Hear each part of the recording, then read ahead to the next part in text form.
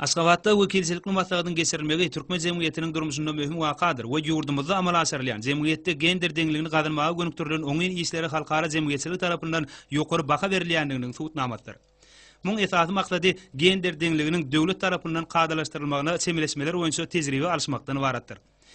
Maslahatyň işine Birleşen Milletler Guramasynyň esasy gulluklarının yerli edaralarynyň ýolbaşçylary we wekilleri Horwatiýadan, Azerbaýjandan, Türkiýeden, Moldowadan, Çehiýadan we Ermenistandan gelen gender hukuky ulgamnaky halkara bilermenleri şeýle-de Orta Aziýa döwletinden parlament agzalary, biziň ýurdumyzda işleýän diplomatik wekilhanalaryň we halkara guramalarynyň wekilleri gatnaşýarlar. Türkmen tarapyndan maslahada Türkmenistanyň mezhebiniň ministrliklerini we pudoklaryň edaralaryň bir näçediniň jemgyýetçilik guramalarynyň ýolbaşçylary gatnaşýarlar.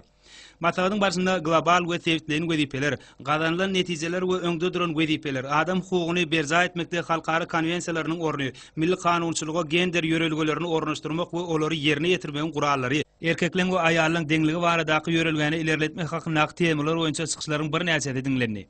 Maslahatda bellenişi ýaly ýurdumyzyň esasy kanunyny we umumy ikrar edilen halkara kadalaryna laýyklykda deň hukuklar we azatlyklar, erkekler we aýallar üçin deň mümkinçilikleri döretmek ýörelgesi hormatly prezidentimiziň ýolbaşçylygynda amala asyrylýan döwlet siýasatynyň ileri tutulýan uğurlarynyň bir hökmüne kefitlendi. Halkara maslahaty öz işini dowam edýär. Здравствуйте, меня зовут Алина Радо, я журналист. Men Alina Rado, döwlet tarapyndan gender deňligi babatdaky meseleler düzgünleşdirmegiň nusgat we tejribe satly halkara maslahatyna Moldowadan gatnaşýan. Bugun guramaçylykly maslahata gatnaşýan ama begenjimiň çägi ýok. Sebäbi men şu maslahata gatnaşmak bilen dünýäň ençeme ýurtlarynyň kärdeşlerim bilen tejribe alşmaga, şoňalam Türkmenistan döwletiniň ýeten derejesine şaýat bolmagy mümkinçilik aldım. Türkmenistan awraýly halkara guramalarynyň sana Birleşen Milletler Guramasynyň we Ýewropa Birleşiginiň tasdiklanan resmi namalaryna laýyklykda öz borçnamalaryna aýdyň eýerip, adam hukuklaryny we azatlyklaryny üpjün etmäge degişli umumlykda ikrar edilen halkara hukuk kadalaryny we düzgünlerini öz kanunçylygyna hemde iş tejribesine ýygyderli ornaşdyrýar. Türkmenistanyň hormatly prezidentiň alyp barýan siýasaty netijesinde dinanlaň ruhy, ahlak, paýhas we zähmet mümkinçiliklerine ýokary baha berilýär. Dinanlaň kanuny behfitlerini we hukuklaryny goramak, olary döwlet tarapyndan ýeňillikler bilen üpjün etmek, türkmen jemgyýetini durnukly ösdürmegiň möhüm şertleriniň biri bolup durýar. Bular dogrusyna biz maslahat edilen çykyşlaryň dowamyna giň düşünjellik. Şoňalam biz Türkmenistanda bolmamyzyň çäklerini adam hukuklarynyň puguty goralýanyna anyk göz ýetirdik. Halkara maslahatyň ýokary derejede guralanlygy we oňa gatnaşmaga döredilen mümkinçiligi üçin hormatly prezidenti hoşallygymy bildirýän sag bolun. Şeýle-de Türkmenistanyň prezidentiniň ýanynaky demokratiýa we adam hukuklary baradaky Türkmen Milli Institutyny aýallaryň hukuklary baradaky halkara hemde hukuk resmnamalaryny we Türkmenistanyň kanunçylyk namalarynyň ýygyndasynyň tanışdyr siýarety boldy. Bu şäherden demokratiýa we adam hukuklary baradaky Türkmen Milli Instituty, Birleşen Milletler Guramasynyň ýylat gadnasy, Ýewropa Birleşiginiň tasdiklaty, Birleşen Milletler Guramasynyň ösüş maksatnamaty we Birleşen Milletler Guramasynyň adam hukuklary boýunça ýokary komissiýarynyň müdirligi bilelikde gurady. Tanışdyr siýasatyna gatnaşyjylaryň belleşleri ýaly adam, oň hukuklary we azatlykları hakyndaky alada biziň ýurdumyzyň demokratik ötüşiniň möhüm şertleridir. Hormatly prezidentimiziň ýolbaşçylygyna hemde başlangyjy bilen ýöredilýän döwlet siýasatynyň esasy we düýpli ileri tutulýan ugurlardyr. Şu münasibetli biziň ýurdumyzda gender deňligine hemde aýallaryň hukuklaryny we azatlyklaryny goramaga aýratyn üns berilýär. Türkmen we rus dillerini çap edilen täze hukuk ýygyndasynyň bu ýere ýygynynyň belleşleri ýaly okuýjylaryň giň toparyny milli kanunçylyk büniýady bilen şeýle-de gender deňligi we aýallaryň hukuklaryny goramak babatda biziň ýurdumyz tarapyndan kabul edilen halkara resmnamalary bilen ýakyndan tanışmaga mümkinçilik berer. Soňra Ministrler Kabinetiniň başlygynyň ornmasary Türkmenistanyň prezidentiniň ýanynaky nefgat serişlerini dolandyrmak we beýdaranmak baradaky döwlet agentliginiň direktory Kakaýew hazır deňdinde taslamalar amala aşyrmak boýunça alınıp barýan işler, hyzgysanyna nefgat ulgamyna işleýän daşary kompaniýalarynyň we konsernlaryň gatnaşmagyna amala aşyrýan işler şeýle-de Türkmenistanyň prezidentiniň odol beren tapşyryklarynyň ýerine ýetirişi barada hasabat berdi. Milli liderimiz hasabat diňläp, hazır deňdiniň baý uglawadaro serişleriniň özleşdirmegi Türkmenistanyň ýalňyş energetika toplamyny ösdürmegiň strategik bolup durýar diýip belledi. Hutşýardy. Deňiz ýalpakligynda hemde kenaryaky dowlukda ýakyn ýyldan dowamyna garaltynyň uly akym alynar. Şoň bilen baglykda döwlet başlygymyz nefgat kompaniýalarynyň alyp barýan işlerine aýratynam daşkur şow goramak boýunça talaplaryň ýerine ýetirilişine hemişe gödekçilik etmegi tapşyrdy. Soňra ýurdumyzyň döwlet serket gullarynyň başlygy Islam Fased berildi. Ol ýurdumyzyň serket gullugy üçin binalar toplamynyň gurulşynyň taslamasynyň taýýarlanyşy barada hasabat berdi. Hızgızan Türkmenistanyň döwlet serket gullugynyň merkezi idara binasynyň, Türkmenistanyň serket institutunyň 4 sany 5 gatly ýaşaýyş jaýynyň we Türkmenistanyň döwlet serket gullugynyň 3-nçilik batalyonunyň diskalarynyň jemi 17 hektar meýdana ýerejek toplamynyň taslamalaryny bilen sekerda başlaýandan garamagyna hödürledi. Hormatly prezidentimiz görkezlen taslamалary umumан oňlap, ony taýýarlaýjylar täze binalaryň daşky bedegi işleri hem de onuň binagarlyk aýratynlyklary bilen bir katarda diskalarda Mehriban watanymyzyň mukaddes şäherleriniň ygtybarly goragyny alyp barmak ýaly aýratyn jogapkärlik wezipäni, diýmek türkmen halkynyň paragatçylygyny, awadançylygyny we asudurygyny üpçüne diýen gullugyň işgalary üçin ähli zerur şertleň döredilmegini gödüňünde tutmalylar diýip bellädi. Döwlet başlarymyz sözünde dowam edip, ýurtda gurulýan ähli binalarda bolşýaly. Bu ýerde gurulýan diskalaryň ýokary ýeriniň üpçüne edilmegi hem de olaň öz wagtyna tapşyrylmagy esasy talap bolup durýar diýip aýratynlykdy.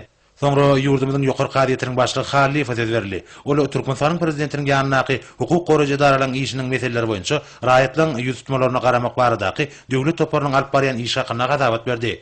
Döwletimiziň demokratik esaslarynyň okunly öýtüşini, ýurdumyzyň baş kanunyna ikrar edilen raýatlaryň hukuklaryny we azatlyklaryny goramakda toparyň möhüm ähmiýetiniň bardygyny belläp, milli liderimiz toparyň adyna gelip gowşýan ardalyň jekmejek öwrenilmeginiň hem de olar boýunça degişli çäreleň görülmeginiň zerurdygyny aýtdy.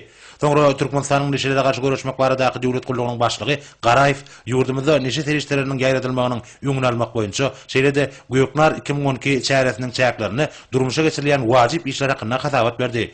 Döwlet başlarymyz gullugyň durmuşa geçirilýän çäreleriniň möhümdigini aýtmak bilen häzirki döwürde hukuk goraýjy idaralarynyň bir katarda adamyň beýiklikleriniň hem de saglygynyň goragyny durýan bilim, saglyk goraýş ulgamlarynyň, jemgyçi guramalarynyň we awraýly halkara guramalarynyň alyp barýan işler bilen sazyşykly hem de utgoşukly çäreler durmuşa geçirmek maksady bilen umumy tagallaryň utgoşdurmagynyň zerurdygyny nykdady. Döwlet başlarymyz ýylatyň arasynda häzirki döwürde tutuş adamlarda çynlaky wekim talýan neşe terişlerini ulanmagyň ziýany barada giňden wagt nesihat işlerini geçirmek arkaly öňüne alyş çäreleriniň amala aşyrylmagyna aýratyn ünsi çekdi.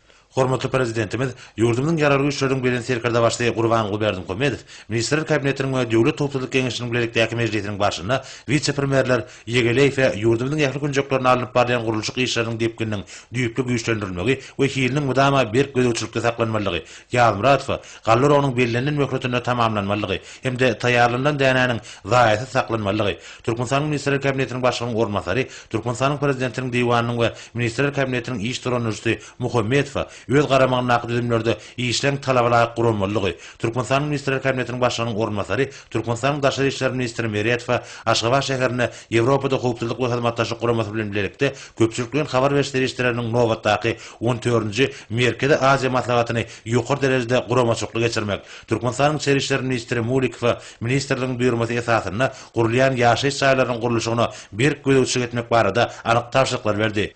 Türkmenistanyň mejlisiniň başlygy Nurberdiýewa milli parlamentiň deputatlarynyň öz saýlawçylarynyň sargatlarynyň ýerlerde berja edilişi bilen ýygyderli gyzyklanyp durmalygynyň zerurdygy barada aýdyldy.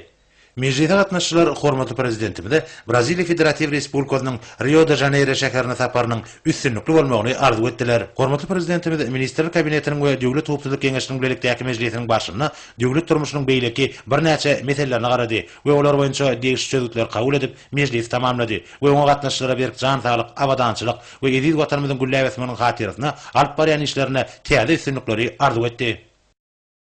Soňra hormatly prezidentimiz Günar gatnaşyga Mary vilayatynyň häkimi Gurbanow çagyrdy. Häkim vilayatda alyp barýan işler Kızılsana Gallarowyň barşy şeýlede döwlet başlarymyzyň ulul beren tapşyryklarynyň ýerine ýetirilişi barada hasabat berdi. Milletiň lideri hasabat dinläp, täze möhüm diskalaryň gurulşygyna işleň ýagdaýy, olaň hili we ulanmagy bermek möhletiniň berja edilişi bilen gyzyklandy we bu wagtda degişli tapşyryklar berdi. Döwlet başlarymyz şeýlede vilayatda Gallarowyň barşy daýhanyň ýokary öwrenijlikli işlemek üçin zerur şertleň döredilmegi barada anyk tapşyryklar berip, kuwatly owagçylyk teýenkalarynyň netijeli ulanşy bilen gyzyklandy. Hormatly prezidentimiz Umar vilayatynyň käbir etraplaryna Gallarowyň haýal alınıp barýanlygyna nägilelik bildirdi. Bu ilkinji nowatda Mar etrapyna häkimi Amannaýew, Oguzhan etrapyna häkimi Süleýmanow we Bayramali etrapyna häkimi Behbidow degişler. Döwlet başlarymyz bular barada aýdyp, ýüze çykan ýagdaýy seljermegi we çalt düzetmegi tapşyrdy. Şeýlekem milletin lideri şöyle Türkmenistanyň garaşly döwletleriň arkalaşygyna başçylyk etmek münasibetli Mars şäheriniň 2012-nji ýylda garaşly döwletleriň arkalaşygynyň medeni paýtaht diýilip ygran edilmeginiň üren uly ähmetiniň bardygyny ykdy. Munyň türkmen halkynyň baý medeni hemde ruhy mirasynyň dünýä ýüzüne wagt edilmegine, ýurdumyzyň medeniýetiniň we otunyň mundan meýlekde ösdürilmegine, baýlaşdyrylmagyna, dünýäniň durly halklary bilen dostluk gatnaşyklarynyň pogtlandyrylmagyna kuwatly itergi berjekligi şüphedilir. Şu nukta nazardan hormatly prezidentimiz bir gadymy şähere şeýle bilen derejäň berilmegi münasibetli marada ýurdumyzyň täze taryhynyň dowamyna getiren bilen sepketleri mahabatlanýan görnüşleriň görnükli ýerlerde goýulmagynyň wajypdygyna vilayatyň häkiminiň ünsini çekdi. Sonra hormatly prezidentimiz Gönara gatnaşyga Aşgabat şäheriniň häkimi Durduryp çağırdy. Häkim paýtagtymyzda amal açylýan işler, Hyzgutana şäheri abadanlaşdyrmak we bagy bostanlygy öwürmek, täze awtomobil ýollaryny gurmak we ýöňden bar bolanlarynyň durkuny täzelemek boýunça giňmeçörli şäher gurulşyk maksatnamasynyň çäklerini görülýän çäreler barada hatabat berdi. Döwlet başçylygymyz Aşgabatlyň ýaşaýyş durmuş şertleri, olary gowlandyrmak boýunça günüberin geçirilýän işlerden gyzyklanyp, ak mermerli paýtagtymyzda abadanlaşdyrmak we ony bagy bostanlygy öwürmek boýunça görülmeli çäreleri ülsüçekdi. Şunda hormatly prezidentimiz ýurdumyzyň baş şäheriniň binagarlyk şäher guruluş keşfine, şosanna bilent binalan we ýoluň gurulşygyna bulgamda injener teknik pikiriň iň täze galananlary bilen bilerlikde ýöwürçli milli bedegiň unulmagynyň mümkindigini bellädi. Bundan başga da milli liderimiz paýtagtymyzda bundan meýlekde ösdürmek bilen bagly taslamalan durmuşa geçirişiniň ýagdaýy bilen tanışdy.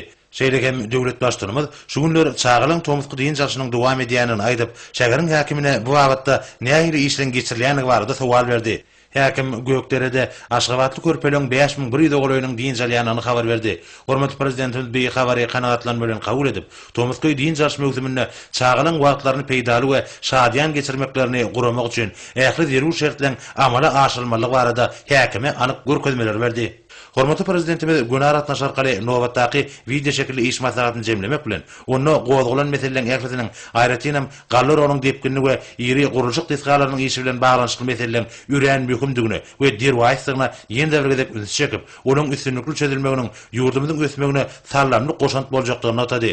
Maslahatyň ahyryna döwlet başçylygymyz 19-njy iýunda Türkmenistanyň hökümet wekiliýetiniň Birleşen Milletler Romasynyň durnukly ýetiş boýunça Rio goşmak ýygrym maslahatyna gatnaşmak üçin Braziliýa Federativ Respublikasynyň Rio de Janeiro şäherine ugraýanyny atady. Onu dünýä birleşigine biziň ýurdumyzyň häzirki wagtda adamlaryň öňünde duran ulymeçörli ekologiýa meselelerini çözmek bilen baglanşykly bir näçe ähmiýetli başlangyçlar ýütürlenir. Video şekilli iş maslahatyna gatnaşylar hormatly prezidentimiz Gurbanly Berdimuhammedow Rio de Janeiro şäherine saparynyň üstünlikli bolmagyny arzu etdiler. Döwlet başçylygymyz video şekilli iş maslahatyna gatnaşan ýol başlara berk jan sağlyk we işlerine üstünlik arzu edip maslahat tamamlady.